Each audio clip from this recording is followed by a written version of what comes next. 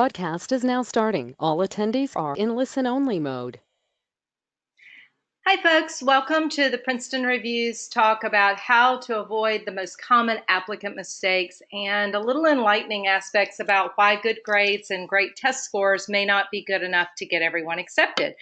So I'm going to give just a minute here to see if anybody else logs on, but we're going to be talking about and getting a basic overview of what exactly good grades and good test scores are, and then the other things you need to help you stand out. So I'm going to give you some information about me, and then we're really going to focus on what it takes to get people in. So who am I? Let's just talk about that. So welcome to our talk today. Just so you know, you're all in listen only mode, but if you have questions, just post them in the questions section. And at the end, I'll come back and try to answer as many of them as possible. If I don't get to them, we'll make sure to get somebody to get back to you. Okay, so who am I? Why am I even talking to you about this? My name is Dr. ANITA PASCHALL, and I've been doing this for over 20 years now. I'm actually an MD and a PhD. I did my medical degree at UNC Chapel Hill, and I have 2 PhDs, one in physiology and one in pharmacology, and a master's degree in education. Please don't be impressed. I did not want to get a job, but I've been doing this for almost 20 years. So, and I've been on all sides of this. So having gotten my medical degree means that I was just like some of you guys, which was I was a college student who wanted to go to med school, trying to do all the right things. And honestly, pre-meds are typically, we're type A, we're driven, we're trying to hit that checklist because it is so freaking competitive. And I'll explain a little bit more of that. And honestly, I'm sure to most people, to your friends, your colleagues, everybody's like, wow, you've got such good grades and you're doing so many things. But when you go into the applicant pool, you get lost in that sea because everybody else has good grades and great test scores and has done all these wonderful things. So I actually work with 5 different admissions committees. I've sat on 5 different MD AdComs and 1 DO program. So I have a perspective because I've been that applicant. I was a director for an undergraduate institution where I worked with about 5,000 undergrads a year for over 14 years. And then I've worked directly with, like I said, 5 admissions committees. So I know what we hear, what we're looking for, and what stands out to us. And I want to share some of those tips with you guys today. So our agenda is to sort of talk about the med admissions landscape. What are the numbers? How many people are applying? What type of stats are they bringing to the table? And when I talk about 7 reasons why people with good grades and good test scores still get rejected, it is this whole idea of how you brand yourself so you stand out to an admissions committee. And I want you guys to understand that I'm not trying to be condescending to any of you guys. The whole point is I did all those things. I had this concept of like, well, why is this not good enough? And I will tell you guys that when I went to apply, I had a great GPA. I had over a 4.0 GPA. I had 4,000 hours of clinical experience because I came from a very poor upbringing, and I had to work 3 jobs to get myself through college, and one of those was working as an MA in a burn unit. So I spent over 4 years working as an MA in a burn unit. And so I had clinical hours. I was president of all these associations. I'd done all kinds of service. I traveled the world. And I was like, I got it all. And at that time, actually, nobody told me I was supposed to study for the MCAT, and I bombed it. And I was like, oh, I'll be fine. And I went to talk to the dean of at UNC Chapel Hill at that particular time, and he honestly looked at me and he went, so what else do you want to do with your life? And I was like, crap, I'm not getting into med school. And I went back and I actually studied, and I did really well. But standing on this side now, I really have gotten an appreciation for all the little nuances that I often don't tell people. So that's part of what I want to share with you today. Okay, so before I get started, so I have some idea of kind of who I'm working with, so I sort of know how to tailor this talk. I want to give you guys a quick poll to sort of get some idea of when you plan to apply. So I want to know, have you already applied? Are you applying this upcoming cycle? So are you in process? Are you planning on applying in June when the application opens next year, or the application cycle after that, or several years out? Oh, this is great. So I've got a nice diversity of people. It looks like it's about a third, a third, and a third. A third of you guys are applying this cycle, and the other 2/3 are applying cycles in the future, which is awesome because this gives you time to actually get everything together before you need to submit your application. So thank you so much for sharing that with me. The reason being is that if you're planning on applying in next cycle, that in June, a lot of people don't start doing their personal statement, their experiences, looking at all that content until literally April and May. And the truth is that's too late. Kids that I'm working with right now, we're going to start November 1st. We're going to start drafting out their experiences, their personal statement, all of that content, working to get their letters of recommendation together. And most of those folks I've been working with for 6 months, a year, 2 years, making sure they have everything together. So what is this everything I keep talking about, right? So let's talk a little bit about that. What does the med admissions landscape look like now? So the data I'm going to share with you is actually from last year's application cycle. So those are people who just matriculated in August. So this past year, we had just shy of 53,000 applications. That's about 16 applications per person. It varies tremendously because kids I worked with last year had anywhere from one application, not sure why they hired me, one application to I had one student who applied to 128 schools. We like to see the range somewhere in between. The average is about 7 to 15 schools. But if you do the math, the average school out there is going to get about 10,000 applications. So that's why oftentimes I have people come to me who may have good grades and good test scores, and they're missing and lacking on the other parameters, and or on the other side of it, their GPA or their MCAT may not be quite where it needs to be, but they're like, look at all this great stuff I've done. Well, the problem is if you've got 10,000 applications coming to one school, they've got to whittle that down to 300 to 600 interviews that they're going to do to offer like 150 slots.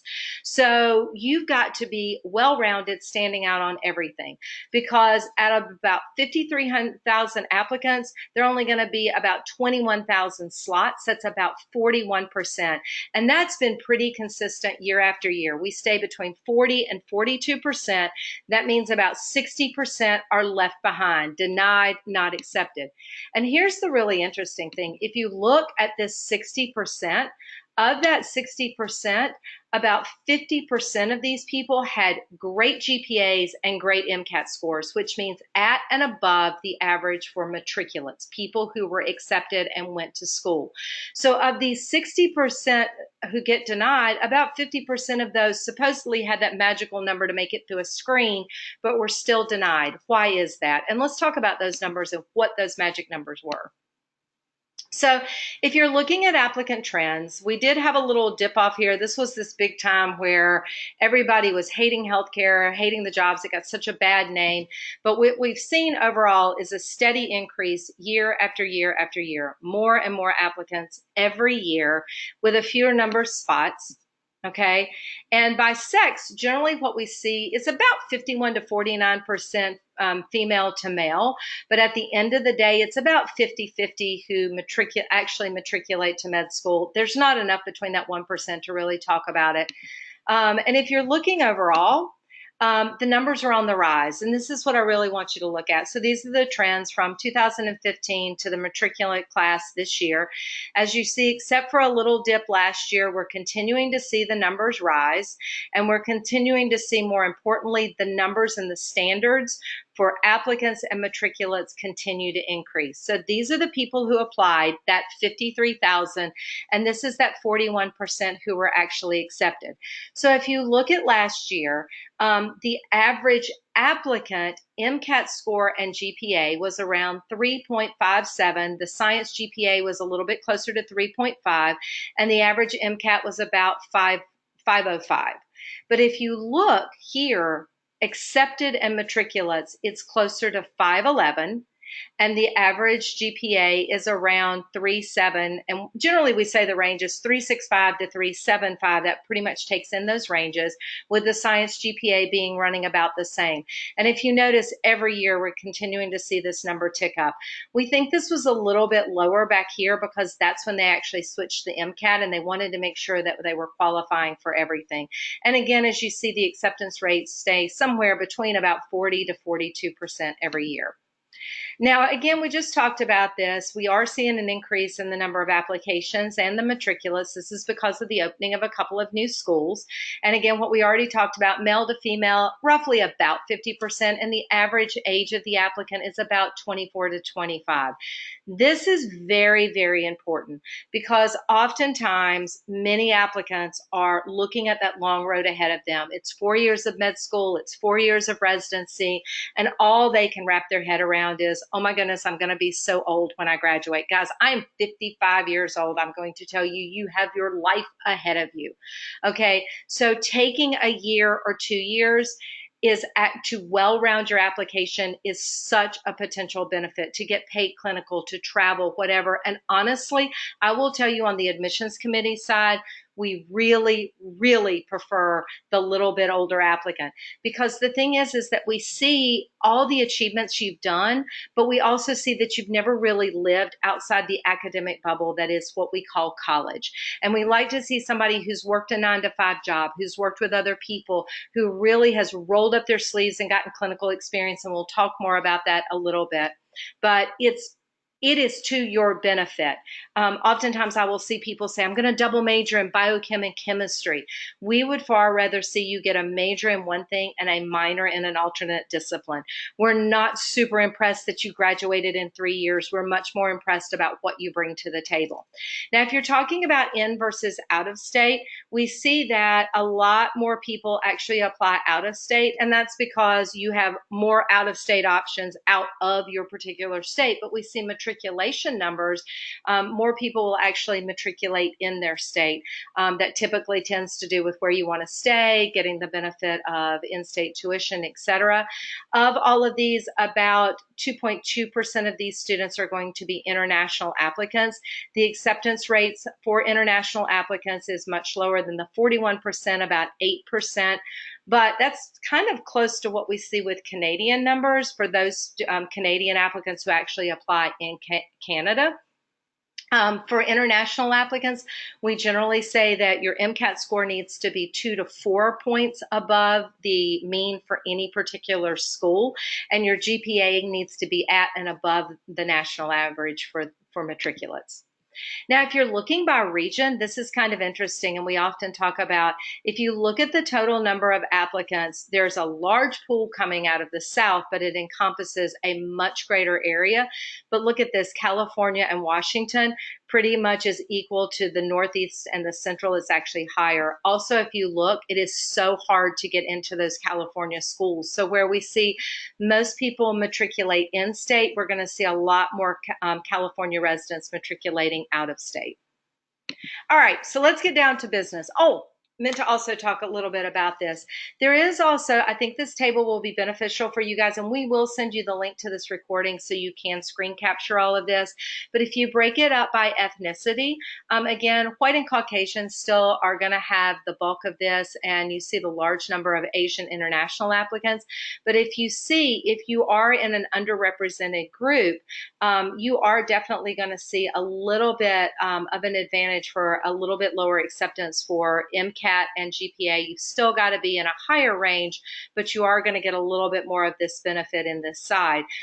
We really need populations who understand underrepresented populations. So make sure if you qualify in any of these categories, you check that checkbox. For our international applicants, please take a look at these numbers here. Again, what I already talked about. The average admitting GPA MCAT is about 511 and about 3.7. Notice this a little bit higher for an international applicant, so that is really important to look at. Osteopathic is a great alternative, especially this year, because residency programs are all open to MD and DO applicants. This is greatly increasing the number of slots. DO applications are on the rise. Basically, you get exactly the same basic science and clinical training with a whole additional perspective in manipulation, alternate therapies, and treatment of the body and all the organ systems of how they interact. And they will take a slightly lower MCAT score and GPA. So definitely something to consider. If you have not shadowed an osteopathic physician, I really, really encourage you to educate yourself about this before the time comes to apply. We have a DO in our practice, and I am always leaning on her because she knows, she has everything and a whole other bag of tricks from what I have, and I'm often envious of everything that she actually knows. So let's talk about that first thing, because I've already said that 50% of people who are denied and that 60% had good GPA and good MCAT. What does that actually mean? So you need to understand that GPA and MCAT are going to be important out of the bag, and MCAT carries more weight than GPA. Again, this all ties down to the med school sort of looking out for ourselves, because there is a school of thought that MCAT scores are going to translate to board scores. Board scores translate to residency placement. Residency placements translates to our medical school ranking. So at the end of the day, med schools have a very altruistic, not reason for looking at a higher MCAT score, weighting it over GPA. We also feel that the MCAT is a more transparent testing of the content knowledge of what you've actually learned, because GPAs by different institutions can vary dramatically. The other part of this, though, is I don't feel like we put enough weight in the fact that MCAT does tend to weight whether or not you're a good standardized test taker, not necessarily your content knowledge. But when at the very beginning, if you've got 10,000 applicants, you've got to have a way to whittle that down to an achievable number. So our first line screen is almost always an electronic screen on GPA and MCAT. So for instance, one of the schools I work with has an average admitting MCAT score of 512. We are going to electronically screen down to about a 508, looking at the comparing GPA, and then we will hand screen down to around a 506, looking at smaller categories. The same thing for GPA. We will typically go about 1.5 to 2.2 GPA points below our median. So when you start building your school list, what you should do is get the MSAR and look at the median, not the range, to build your first line of your school list.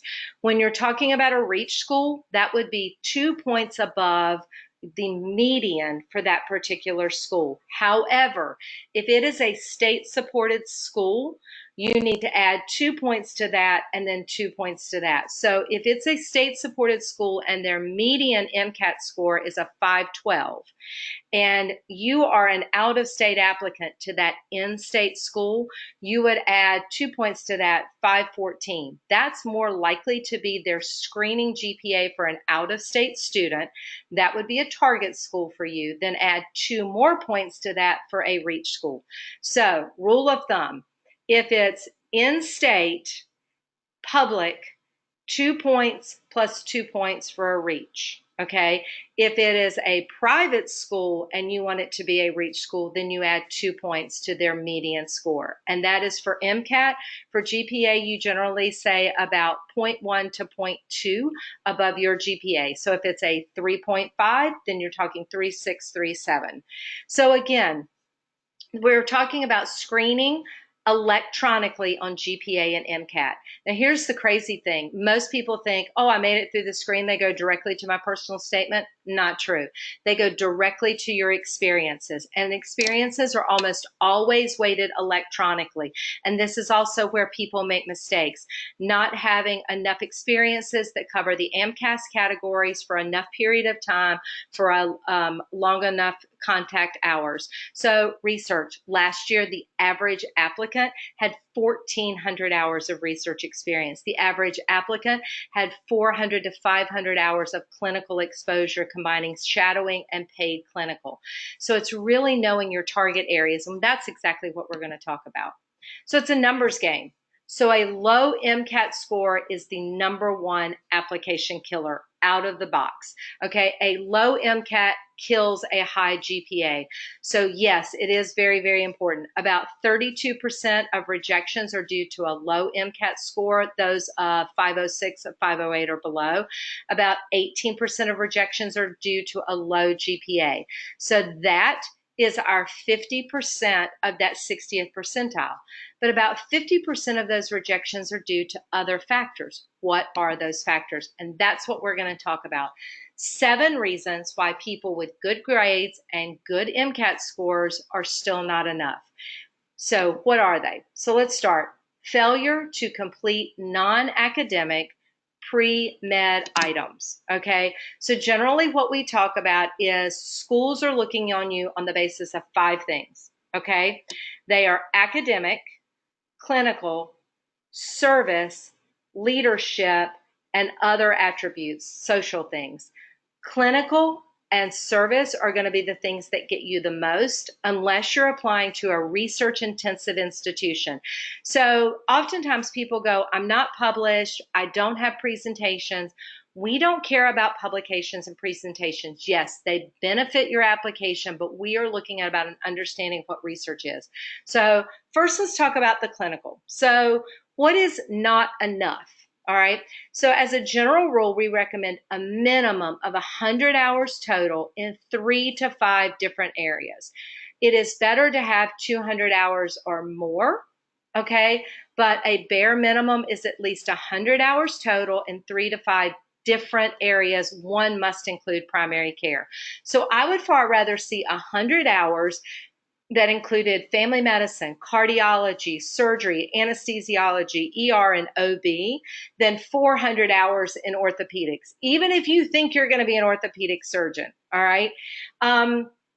And paid clinical, taking a gap year and getting paid clinical, working as a scribe, working as an MA or a CNA, because schools often say it is great to shadow to get an understanding of what you're doing, but we want to see that you've rolled up your sleeves and actually gotten a job and worked in this area to see if you could even tolerate it. I have a student this week who came to me who went, I had no idea. I went into the OR to shadow, I passed out. I watched somebody draw blood, I passed out. I became these are things that it's important for you to understand before you commit to this medical school journey. And then non-clinical service, a maximum of 2 to 3 service experiences that you've done for at least 50 hours for 6 months minimum. And we are really talking about unique service that takes you outside your comfort zone, where you're really growing and maturing through the service that you do.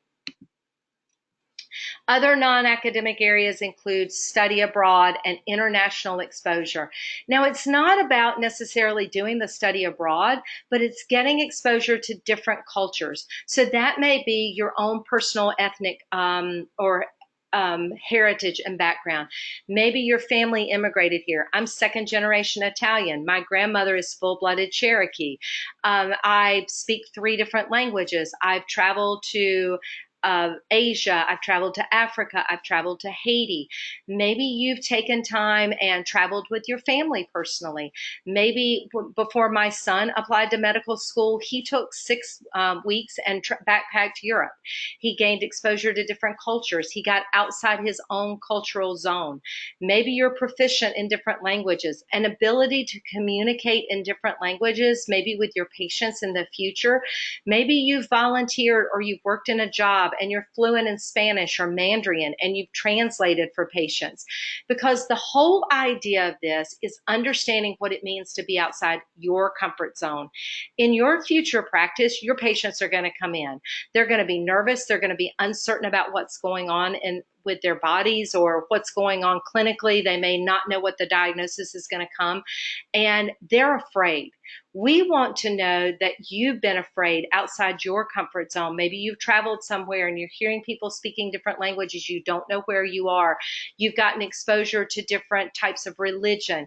That is where you take that time during this journey before you ever apply to make sure that you can talk about that. Almost every secondary application says, What type of diversity are you going to bring to your class?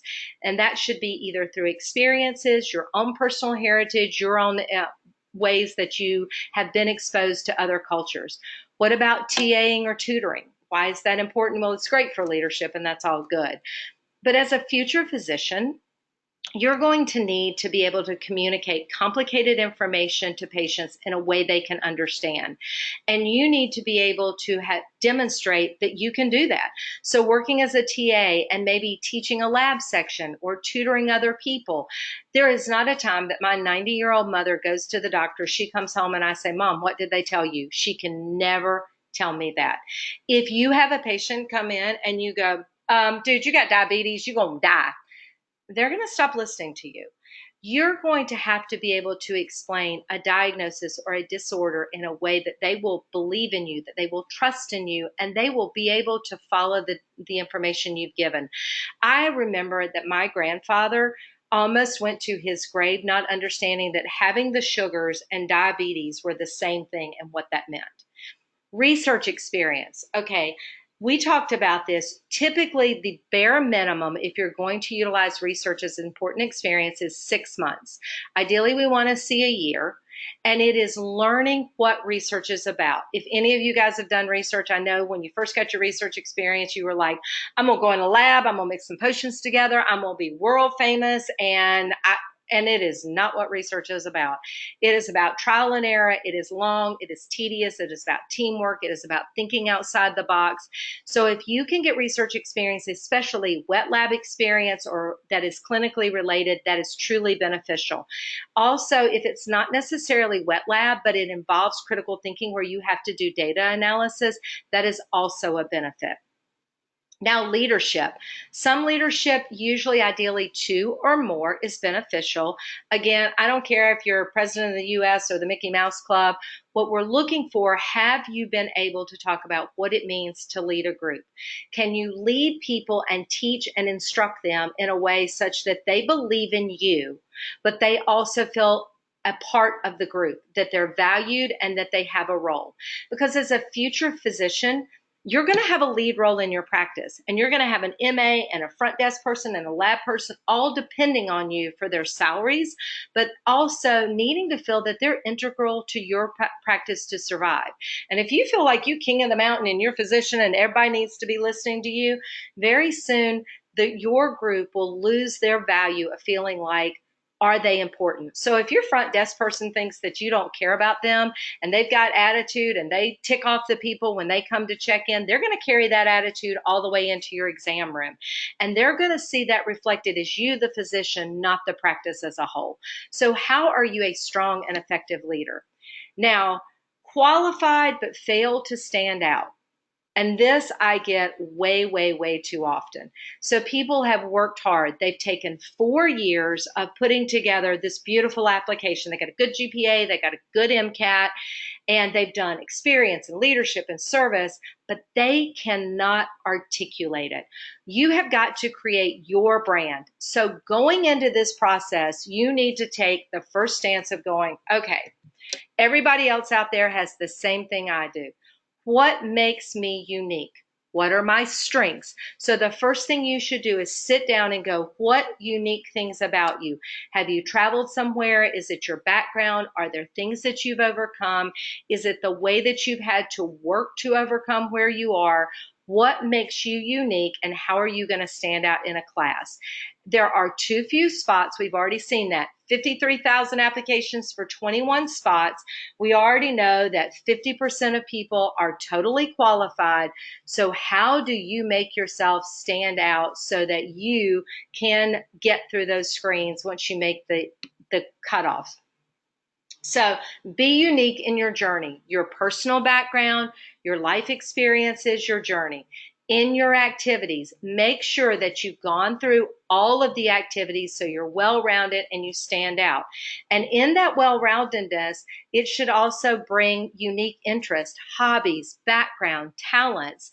What do you like to do? I am a huge fisherman, fly fisherman. I love yoga. I meditate And I do yoga every morning. I meditate every night. My son, who is applying for residency right now, he's a fourth year med student. His big thing is woodworking, and he created this amazing twisted metal bonsai tree that he sculpted onto this wooden base of what he did. At his residency interviews, they wanted to talk about his hand-eye coordination and artwork more than just about everything else. Is your passion and commitment to medicine what's really there? And for the longest time, we always struggle with this. When I ask med students, why do you want to be a doctor? Every single student will come to me and go, I want to help and serve and make a difference. And I really like science. And my grandma and my Nana died. And I want to make a difference. I want to cure disease. And the truth is, guys, that's the reason you should be going into medicine. This is a very service-driven career. You should want to help people. You should want to make a difference. You should love problem solving. It is what we do day in and day out. But medicine is so much more than that. You need to fill in your gut why you really want to do this. When I actually started this whole journey long ago, and we talk about average personal statement and experiences, I actually went to college wanting to be an engineer and an architect. Yes, I know it's kind of strange, but I loved architectural design. And honestly, when I looked through the course catalog, the thing at that time, remember, I'm a dinosaur, that paid the most was chemical engineering. And I'm like, you know what? I'm pretty good at chemistry. I shall be a chemical engineer. And honestly, I got to engineering physics and I did not agree.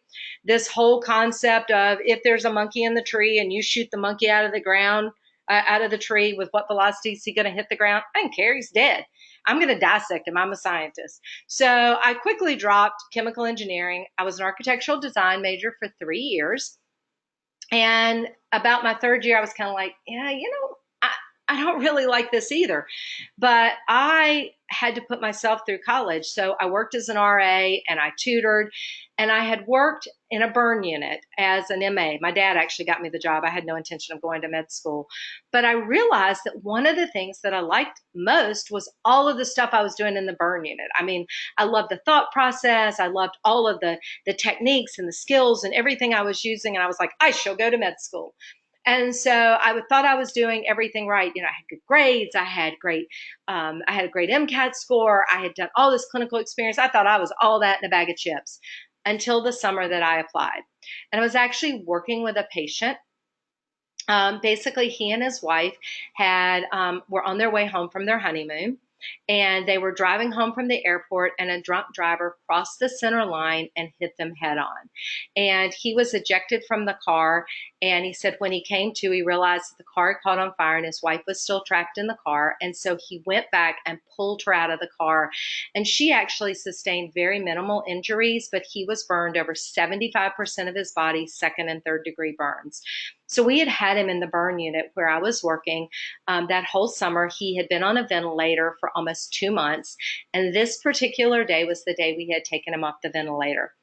And I remember it like it was yesterday, and Lord knows it was not yesterday, but I was actually in his room doing wound care, and I was changing the dressings on his arm, and his wife had come in, and she was talking to him, and it was the first conversation they had had since that day coming home from their honeymoon.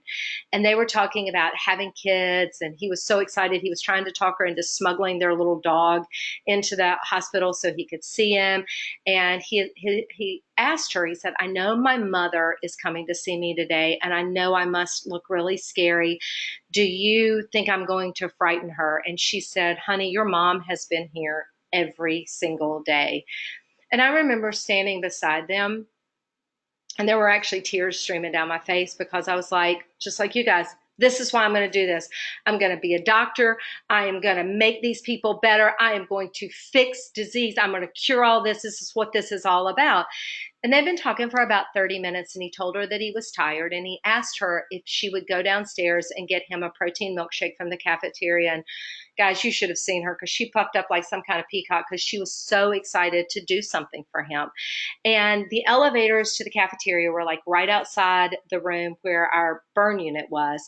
And I watched, and he never took his eyes off of her, not for 1 second. And she walked out the door and she pushed the elevator button and he just stared at her. And the doors opened and she turned around and she saw him and she realized he was staring at her. And so she blew him a kiss and she waved and she mouthed, "I love you." And he said, "I love you." And he blew her a kiss and the doors closed. And he turned and he looked at me and he said, "I have no idea who you are, but I have a feeling that you've been here throughout my journey." And he said, "I just wanted to say thank you to you and all the doctors who have helped me get to this point today." And that's where I popped up like a peacock. And I was like, yep, that's why I'm going to be a doctor, help, serve, make a difference. None of this is ever going to happen anymore. And then he turned his head and he took a deep breath and he closed his eyes and he coded. And he went flatline at that moment. And I remember that I was like, oh my goodness, he's coded. And I pushed the button and everybody ran in and they ran the code. And they ended up pronouncing him dead before his wife got back up there.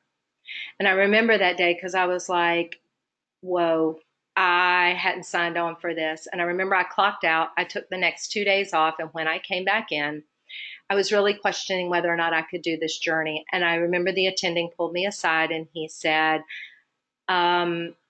"You don't get it, do you?" And I was like, oh Lord, I'm going to lose my job. I need this job. I got to pay my tuition. And he said, "No, honey." He said, "You're probably the best MA that we've ever had in here. Your skills are amazing. You can start an IV. You can put in a catheter. You can debride. You've got that." And he said, "You've got a great GPA, but I've watched you talk about how you're going to be a doctor and you're going to make all these people better." And he said, "Medicine is not about you. Medicine will never be about you. It's not about being a doctor or treating patients. It's about people." He said, "We have the greatest career in the world because we get to get into people's lives. We get to help people. And by helping a person, you don't just help a person, you help all the people who are connected in those lives." He said, there was a wife, right? He said, we knew he was going to die. He fought to get back to that moment so he could share a moment with his wife, moments that she will hang on to for the rest of her life. He said, but he left behind a mother who did not get to say goodbye. He left behind a dog who will probably wonder why he never came home. We get the opportunity to change people's lives and to see into their lives. And he said, and that's the greatest gift in the world. You need to reach within yourself and figure out why this journey is right for you. And you need to articulate that in your personal statement and your experiences. And that personal statement should not be filled with the words I. You should never start a paragraph with I. You should never start your statement with I. We are looking at you being able to embody why you want to do this. You shouldn't say that I'm compassionate and that I really want to help people. Your statements should show that. So pre-meds are not naturals when it comes to writing dynamic and impactful writing that is going to stand out. I want you to think about your favorite TV show. I want you to think about your favorite movie. You don't remember all of the dialogue or the words. You remember key scenes that stand out in your mind. And your personal statement and your experiences and your interview will want to be just like that it will catch our attention. Your personal statement should have a catch. It should have 3 to 4 paragraphs that tell your journey. And then it should have a conclusion that reflects back to where you started. Your experiences should articulate your growth and how they reflect AMCAS's 15 core competencies. They should demonstrate your journey and your understanding through examples, not statements. I always say politicians are notorious for going, I am going to change healthcare and I'm going to do this and this, but they never really tell you how. Use stories. I bet at the end of this, you probably may not remember a lot of what I talk about, but you will remember that feeling in your gut when I told you that patient died and about that journey. Use stories, use examples, be clear and concise. Pour letters of recommendation. Choose letters wisely. I always get people who go, I'm going to have the dean or a senator. We don't care about a dean or a senator. We care that people know who you are and that they can write a statement, which means The people you pick need to know you. You need to invest the time in giving them enough information to be able to write a good letter, and you need to give them enough time to write that letter. The other thing is people often pick too few letters or too many letters. People think they're going to send, AMCAS will allow 10. Schools ain't got time. We have 10,000 applications. We're interviewing 600. I got time to read 10 letters. Ideally, we want to say that you should have 6 letters in your arsenal because schools are different. At least 2 should be academic. Ideally, we say get 3, 2 science, 1 non-science, because schools vary. This is why you should start creating your school list early to make sure that you're not missing any letters. I always say start asking by January of the year you apply. Give them a deadline of April 30th. If that way, if some of them straggle into May or June or after, you've already got to jump on these. But the worst mistake is waiting till May to start asking for them. Make sure that if your school has a review committee that you utilize it if at all possible. Applying to the wrong schools. It is more than just MCAT and GPA. Spend your time investing in how many out-of-state applicants they accept, what they're looking for. Look beyond the stats. See how you fit those stats. I have all of my students create an Excel sheet with all of these different characteristics that they want to look for. And then I tell them to list at least 2 reasons for why they would apply to that school. Because so many schools say, how are you a fit for our school? Do your research on the other side. Underestimating the time to complete secondaries.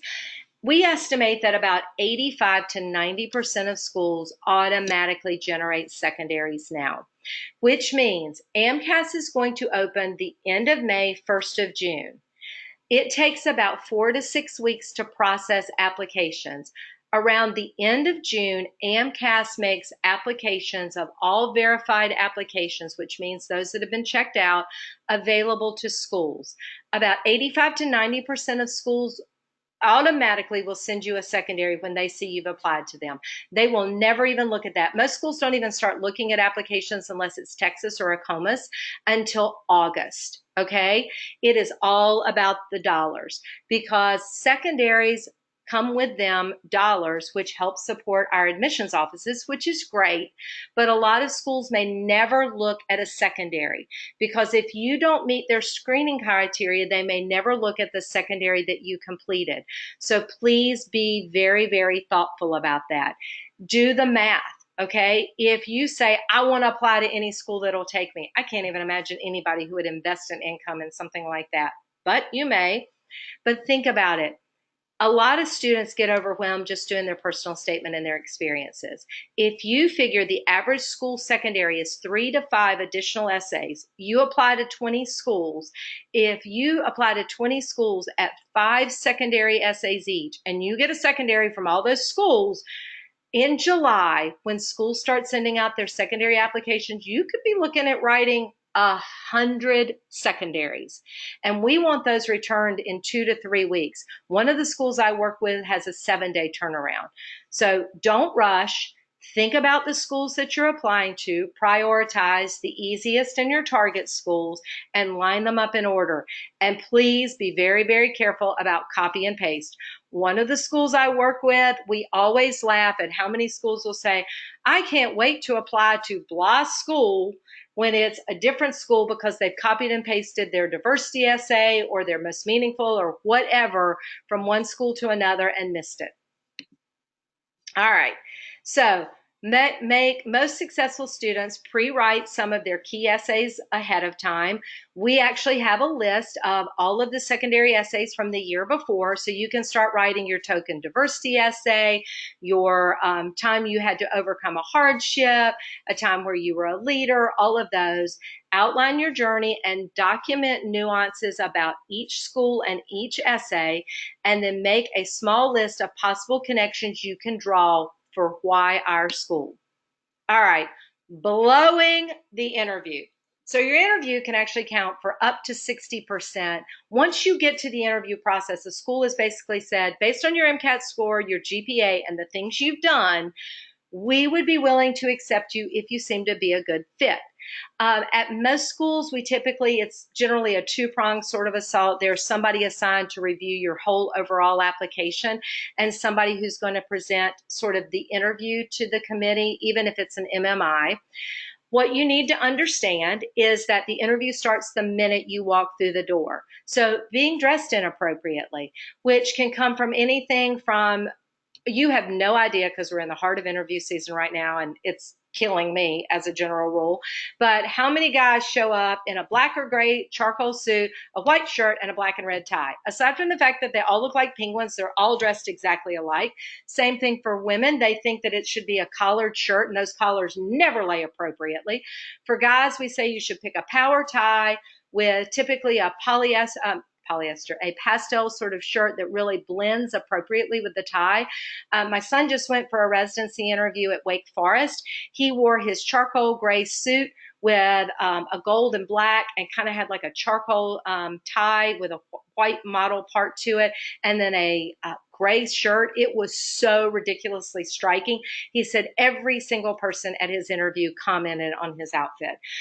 For women, I typically recommend like a scoop neck power color shirt, not a collared shirt, so that you get a clean line. Be careful. It doesn't matter if it's pants or skirt, but it does matter how short that skirt is. We had a girl the other week, and I can tell you what color her underwear was. She got an automatic like black mark across her application. Arriving late, being unprepared, being unable to articulate your strengths. We hear the same answers over and over and over again. So you want to be able to take the question, be able to articulate a quick response that sort of dials in to that particular question and then move it from that to highlight one of your experiences. So maybe they'll ask you about your clinical experience and why you think that's important.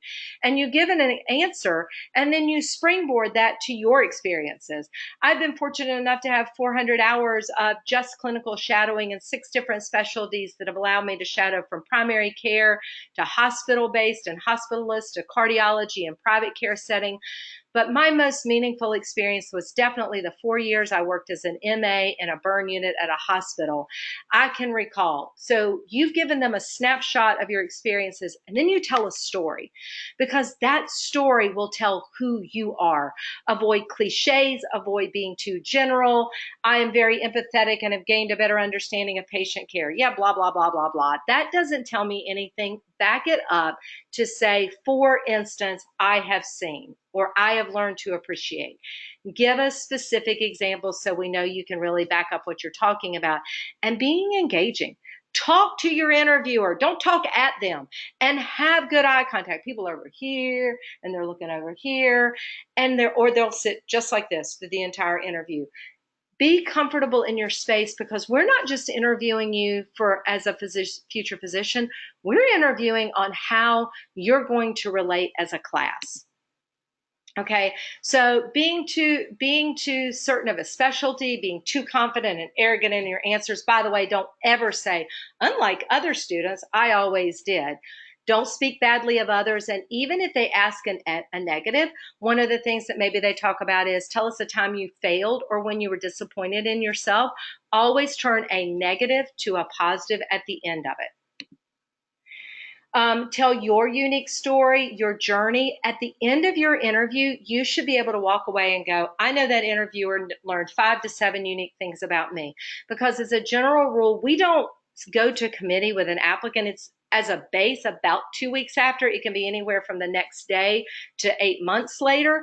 But typically a good rule of thumb is thinking, if 2 weeks from now, my interviewer opened my application, would they go, oh, that's the girl who talked to me about such and such. So you want to be unique and memorable. All right, so we've got about 15 minutes left. Our job here at the Princeton Review is to help get you into schools. And I want to actually go through some of the questions that you guys may have before I actually jump to that, because here at TPR, we have tutoring services. So if you get stumped, for me, it was organic chemistry and physics. And I always put it off and never wanted to study until like 11:30, 12 o'clock at night. Obviously can't talk to my tutor or my coach. We actually have tutor.com where you can get somebody on the line in less than a minute in the middle of the night, 24/7. Great test scores. It's MCAT kickoff week, and I've already shown you that a great MCAT score can help a poor GPA. We actually saw that last year for folks with a 518 and above, we had about a 90% acceptance rate with a GPA of 3.4. But for those people with a 4.0 GPA and a 5.03, there was less than a 20% acceptance rate. So you've got to balance with the MCAT holds so much weight, and people typically don't start studying for it early enough, or they don't understand it. We can help you with the tools to get there. But what I've already told you is that 60% of people are denied and 50% of those have the other stuff. It's how you present your application and making sure you get the right things. And that's what our admissions counseling is here to help you with. So homework help to boost your GPA, free trials, full length tests to get your MCAT scores, and medical admissions counseling to help you get you where you need to be. We can help you with your primary application or your secondary, but much more folks get help, the comprehensive start to finish. And our premier counseling is 100% with me. I do every step of the way to guide every part of the process. So before we get to that, if you have any interest in learning more about any of these products, let me know so that somebody can reach out to you. So if you want advice on how to best prepare for the MCAT, how to navigate the admissions process, or how to boost your GPA with our tutoring services, just let us know and we'll have somebody reach out to you. I will tell you that right now we have all kinds of benefits for people enrolling now for next year. So you basically get the next year for free. So make sure to reach out to us and we'll have somebody get in touch with you. So what I want to use the rest of the time is to see, and I'll sort of leave this part here, is if there are any questions out there that I could answer. So let me scroll up here and see what we've got. Is research experience an important aspect of applying to a DO school? Research experience for MD or DO school, if again, it is a very research heavy intensive institution. So Johns Hopkins, Cornell, schools that are very heavy in research, you want to have a minimum of a year, ideally a year and a half or more of research experience, but it is not as heavily weighted for DO school. Again, we're looking for the exposure, ideally at least a semester, okay? Is having a leadership position at a job good leadership experience? Oh my goodness, yes. Leadership experience in a job where there is the pressure, especially like if you're working with coworkers, again, being able to lead someone who maybe might be similar in age or similar in background, or where you may be younger than them or have less experience, but because of your leadership role. So yes, absolutely, and that does count. Does it look bad when you have taken the MCAT multiple times? How many times? Oh, very good question here. So it's not a one and done. 2 times does not hurt you. 3 times tends to be sort of where the cutoff is. The other thing is if your score changes dramatically, or if you have one area that is below the 50th percentile. There are a lot of schools that will screen out now if you're below the 50th percentile, and a lot of schools if you have big variations. So I had somebody last year who took it once, got a 514, was determined that he could get a 518. I begged him not to retest. He got a 506. That is a killer because we don't know which one of those is aberrant. He ended up retaking. He got a 512, but he's right on that cutoff. Now, also remembering that schools will sometimes super score, which means we'll take your highest score, but they will also look if there is one below the 50th percentile. You need to bring that up on a retake. Lifetime is 5. Voided scores do count into that 5, but the 5 does not count against you, and you can't take it more than 3 times in a year. All right. Could you possibly go back to the poll? My connection was very poor, and I was unable to submit. Oh, crap. I can't do that, but if you will email here and let me know at questions@review.com. Let me know your name and your email and what you were interested in. I will absolutely get something back to you. Is being an EMT good clinical experience? What would be enough, or should I say diversity of my experiences to get 3 to 5 different experiences? Great things to ask about. So it's interesting. It used to be that EMT was the catch-all, like everybody wanted the EMT. Now it's scribing is the big thing. That's what people really like. I think if you're going to weight them, scribing is the number one, followed by MA, CNA. The reason that scribing is considered so heavily is that you also learn medical jargon. You kind of have to put yourself in the clinician's spot. So understanding, so you have to listen really attunedly to be able to document the clinical history, the diagnosis, and you oftentimes go through that thought process with the clinician. So scribing is really considered to be a big catch-all right now. CNA or MA, it is great experience. The problem is a lot of times CNAs can only get experience like in a nursing home. And a lot of times they're mainly just doing bed changes and baths. And that is great exposure for really being outside your comfort zone. But we're looking for things like, are you doing blood draws? Are you doing intakes? Are you interviewing patients? So that interaction.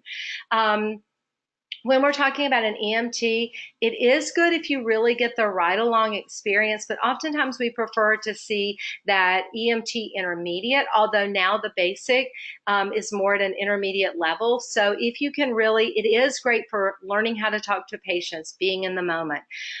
When we're talking about experiences, what are good experiences? Here's another thing. Oftentimes people will talk about, I volunteered in a hospital. It's great for talking to patients, but everybody volunteers in a hospital. So use it for getting your exposure, but it's really not counting heavily for your clinical experience. We want something that's going to push you outside your comfort zone, outside that normal campus experience. And if you graduated, it's continued medical service afterwards. And by the way, high school service does not count unless you started it in high school and it continued in at least past your first year of college. You can count anything the summer before you started college and beyond. So things that we talk about is maybe volunteering with hospice, okay? Being with someone at the end of their life, and it can be very uncomfortable. People often don't like to really be there with someone in their final moments of when they're dying, and understanding what that means. Maybe volunteering on a crisis line, okay? When you've got somebody in a moment of crisis and understanding how to talk them through it. One of the things I really like is being a mentor, maybe mentoring underprivileged children, or being a tutor for an after-school program, or maybe becoming a mentor with Big Brother or Big Sister. Also, outreach services, what we call like Helping Hand or Meals on Wheels. And it's great that you're taking meals to those people. But what's way more important is understanding what end of life means. Being elderly, being alone, maybe removed from friends and family, and you may be the only friendly face that they see. I deliver with Meals on Wheels, and I remember going to visit one of my elderly people, and he was so excited about this wood carving that he had done because I'd been talking to him about my son's wood carving. And I remember walking to the door and his face just lit up. And I was like, okay. And he said, no, I've got something I want to show you. And the look on his face, just being able to spend and share that time was really everything to him, not the meal that he got. And I remember when my driver beeped outside because we knew we had to get to the next delivery, and how my heart sort of sank because I knew that I had to walk away at that time. It's about service, is about how you grow through the service that you do. I think I've got time. I've got 2 more, so that sounds good. Describe and count as clinical experience. Oh, yes, it does. And even if scribing is unpaid scribing, it counts as that rolling up your sleeves type of thing. So we always talk about shadowing and paid clinical experience, but if you're unpaid, your unpaid experience is like scribing, or maybe you're volunteering in a clinic where you're doing blood draws, that counts just as much. And what does getting mental health certifications do for your application? If you use the certification, it is beneficial. If you're not and you just got the certification, it really doesn't mean a whole lot to us. Guys, I would like to thank you. These are some amazing, awesome questions. I hope you learned some tidbits about this. I think the takeaway from this is to understand that it does take a lot to stand out in this pool. But if you're thoughtful about it and you really think about who you are and how you create your brand and you create that time, that it can make the difference in a rejection and an acceptance. And I get a lot of people who will say to me, but I just want to apply to let them know that I'm interested. That's really the worst thing you can do. You can see with 10,000 applications, we don't need extra people to apply. And if you apply and you're denied, reapplication applicants are viewed at a higher, stricter standard than the first line applicants. So it's really important that you review and you go through that so that you actually make sure that you are fully evaluated. And we've got about 50% of schools who are now saying we will not review people the first time you reapply, that you have to wait at least a year because they want to see that you fixed everything on your application before you reapply. By the way, if GPA is an issue and you're going to get a master's degree, you cannot apply before you start that master's. Like I get a lot of people who go, oh, I'm just going to apply and I'm going to do a master's this year. Well, we have nothing to see how you're going to do in your master's. You need to complete at least one full year. So if it's a 1-year master's, you want to apply and then get clinical experience. If it's a 2-year master's, you want to apply and then do your 1 year and then apply during the second year. Anyway, thank you guys so much for attending. It's been great having you today, and I look forward to hearing from you guys and hopefully working with you in the future.